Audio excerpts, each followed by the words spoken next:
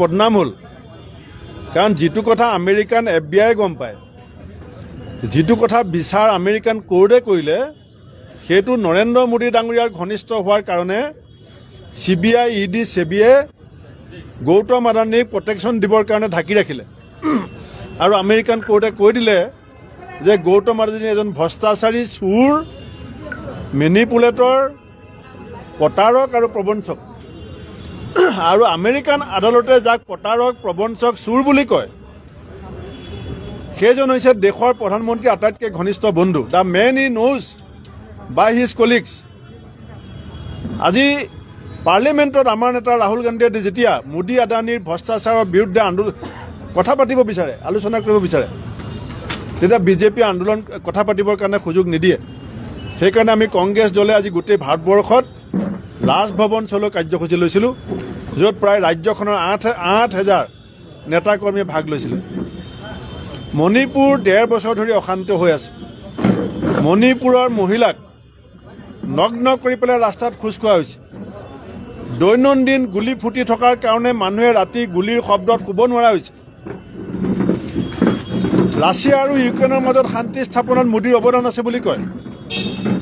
যদি ৰাছিয়া ইউক্ৰেইনত মোদী ডাঙৰীয়াই শান্তি স্থাপন কৰিব পাৰে, তেতিয়াহ'লে মণিপুৰলৈ এদিন আহি পেলাই মণিপুৰৰ মানুহৰ মাজত শান্তি স্থাপন কৰিবৰ কাৰণে তেখেতে ভূমিকা ল'ব কিয় নোৱাৰে?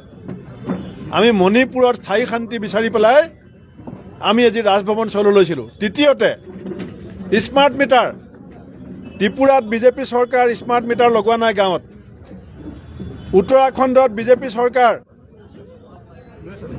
চৰকাৰ কিন্তু গাঁৱত স্মাৰ্ট মিটাৰ নাই।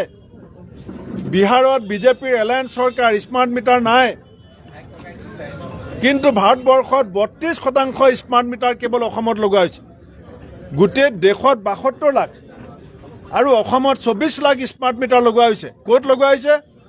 সাধাৰণ কৃষক, শ্ৰমিক, নিষ্পেষিত, শোষিত, বঞ্চিত মানুহখিনিক আজি স্মাৰ্ট মিটাৰ নামত শোষণ কৰিবৰ কাৰণে হিমন্ত বিশ্ব শৰ্মা চৰকাৰে আদানীৰ হৈ পেলাই যি দালালি কৰিছে, এই দালালিৰ বিৰুদ্ধে আমি ৰাজপথ চলো কাৰ্যসূচী লৈছিলোঁ।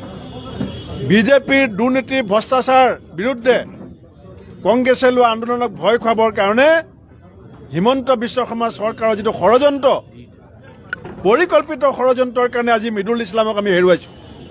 মিদুল ইছলাম আমাৰ লিগেল চেলৰ ছেক্ৰেটেৰী আছিলে, ডিজিটেল বাহিনীৰ ছেক্ৰেটেৰী।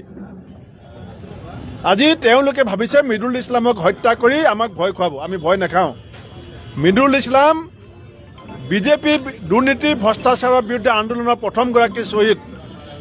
খন্তেক পাছতে মিদুল ইছলামৰ পাৰ্থিৱ শৰীৰ ৰাজভৱনত আহিব। ইয়াত আমাৰ বিজেপি বিৰোধী ৰাজনৈতিক দল, আমাৰ দলৰ নেতাকৰ্মী সকলোৱে শ্ৰদ্ধাঞ্জলি জনোৱাৰ পাছত আমি তেওঁৰ জন্মভূমিলৈ, তেওঁৰ জন্ম গাঁৱলৈ লৈ যাম। তাত আমি সকলোৱে জানাজাত ভাগ ল'ম। কালিলৈ আমাৰ জিলা কংগ্ৰেছে অৱস্থান ধৰ্মঘট পালন কৰিব, সৰ্বধৰ্ম প্ৰাৰ্থনা সভা পালন কৰিব আৰু তাৰ পিছত জিলা উপায়ুক্তক গৈ আমি ন্যায়িক তদন্ত বিচাৰিছোঁ। কাৰণ চৰকাৰৰ নিৰ্দেশত পুলিচে একে জেগাত একে সময়ত 3টা টিয়াৰ গেছ কিয় দিলে? 3টা টিয়াৰ গেছ দিলে মানুহৰ কেনেকুৱা অৱস্থা হ'ব পাৰে পুলিচে জানে। তাত ডাক্তৰ কিয় নাছিলে? তাত এম্বুলেন্স কিয় নাছিলে? তাত মেডিচাইন কিয় নাছিলে? হস্পিটেললৈ আনি থকা অৱস্থাত তেওঁৰ মৃত্যু হৈছে। এই মৃত্যু হিমন্ত বিশ্ব শৰ্মাৰ নেতৃত্বত পৰিকল্পিত ষড়যন্ত্ৰ, পৰিকল্পিত হত্যাকাণ্ড। আৰু এই আচলতে প্ৰতিবাদক লৈ ইতিমধ্যে আৰক্ষী আয়ুক্তগৰাকীয়ে মন্তব্য কৰিছে যে কোনো ধৰণৰ প্ৰতিবাদৰ বাবে আচলতে আপোনালোকৰ অনুমতি নাছিল আৰু দিয়াও নাছিল বা অনুমতি বিচৰাও নাছিল। দেশ বুলিলে আদেশ নালাগে। আদানীক লুণ্ঠন কৰিবৰ কাৰণে অনুমতি দিছে নেকি? হিমন্ত বিশ্ব শৰ্মাই যে ইয়াত যে এটা যে আদানীৰ লগত যে বহি চ'লাৰ ছিষ্টেম বনাই 1 মেগাৱাটত যে 28 লাখ টকা খাই আছে, তাৰ কাৰণে কমিশ্যনে এডমিশ্যন দিছে নেকি? এই দেশ কংগ্ৰেছে স্বাধীন কৰিছিল। আমি স্বাধীন দেশৰ নাগৰিক। দেশৰ মানুহৰ ওপৰত শাসনৰ নামত যেতিয়া শোষণ চলিব, কংগ্ৰেছে আগতেও বহুত হেৰুৱাইছে। আহি থকা সময়তো দৰকাৰ হ'লে হেৰুৱাম। আজি মোক মাৰিব বিচাৰিছিলে। মোৰ মুখৰ আগত 3টা টিয়াৰ গেছ দিছে, আপোনালোকৰ ভিডিঅ' আছে। মোক বচাবলৈ যাওঁতে মিদুল ইছলামৰ মৃত্যু হৈছে। অনুমতি দিয়ে নেকি পুলিচে কেতিয়াবা আন্দোলন কৰিবলৈ? ৰাজভৱনত আন্দোলন কৰিলে গেট বন্ধ কৰি থয়। ৰাজভৱন চলো বুলি কৈছোঁ, বন্দুক লৈ গৈছিলোঁ নেকি? লাঠি লৈ গৈছিলোঁ নেকি? ৰাজভৱনৰ সন্মুখত গৈ প্ৰতিবাদ সাব্যস্ত কৰাত পুলিচে বাধা দিবলৈ অধিকাৰ ক'ত পালে? আমি ক'ত ল এণ্ড অৰ্ডাৰ বন্ধ কৰিছোঁ? ৰাজপথ তেওঁলোকে বন্ধ কৰিছে। দুখনকৈ বেৰিকেড আচলতে অতিক্ৰম কৰি তৃতীয়খন দেশ বুলিলে আদেশ নালাগে। এই দেশত সংবিধানে কৈছে গণতান্ত্ৰিক আন্দোলন কৰিবলৈ নাগৰিকৰ অধিকাৰ আছে। Congress as a registered political party, we have full right to protest against corruption of Modi and Adani.